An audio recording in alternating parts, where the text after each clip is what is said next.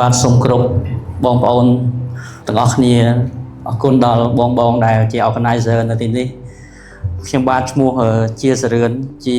បុគ្គលិកនៅក្រុមហ៊ុនមួយហើយក្រៅពីនោះខ្ញុំក៏ឆ្លៀតប្រកបអាជីវកម្មផ្សេងទៀតដែរតែក្នុងចន្លោះពេលដែលខ្ញុំធ្វើនេះគឺមានបញ្ហា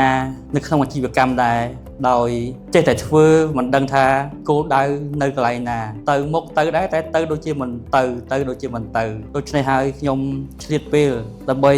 មកសិក្សាជាមួយនឹងវគ្គសិក្សារបស់លោកសាស្ត្រាចារ្យបណ្ឌិតចននីនៅក្នុងកម្មវិធីការរៀបចំផ្នែកគំនិតដើម្បីឲ្យជីវិតពេញលេញបរិបូរណ៍ក្នុងរយៈពេល3ថ្ងៃខ្ញុំបានទទួលដឹងនៅចំណេះថ្មីពីលោកគ្រូអំពីគន្លឹះនៃការដោះស្រាយបញ្ហាក៏ដូចជាមើលឃើញពីផ្លូវក្នុងការយកទៅប្រើប្រាស់នៅអ្វីដែលយើងបានកំពុងជាប់គាំងក្នុងពេលបច្ចុប្បន្ននេះខ្ញុំសង្ឃឹមថាបន្ទាប់ពីចប់ការសិក្សានេះខ្ញុំនឹងស្វែងយល់ឲ្យបានស៊ីជម្រៅបន្ថែមហើយខ្ញុំយកវិធីដោះស្រាយដែលបានរៀន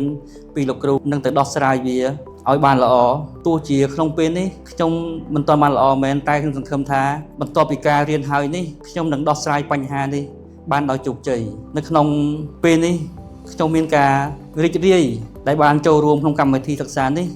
ហើយខ្ញុំបានយល់ដឹងច្រើនឧទាហរណ៍ពីមុនខ្ញុំដឹងតា currency តែមួយមុខគត់នឹងគិតថាតែលុយមួយមុខទេតែបន្ទាប់ពីរៀនមួយលោកគ្រូហើយមិនមែនតែលុយមួយមុខទេវាមានទាំងចំណេះវិជ្ជា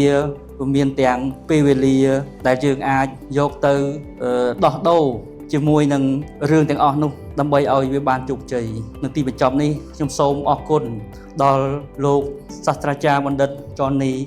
ដែលលោកបានផ្ដល់ពេលវេលាទាំងកម្លាំងចិត្តកម្លាំងកាយកម្លាំងបញ្ញារបស់លោកផ្ដល់ជូននៅមេរៀននិងបទពិសោធន៍របស់លោកដល់សិក្ខាកាមទាំងអស់ដើម្បីយកទៅអនុវត្តនៅអ្វីដែលយើងមានបញ្ហានេះដើម្បីឲ្យដោះស្រាយបានរួចផុតពីអ្វីដែលយើងជួបក្នុងពេលបច្ចុប្បន្ននេះសូមអរគុណដល់លោកគ្រូ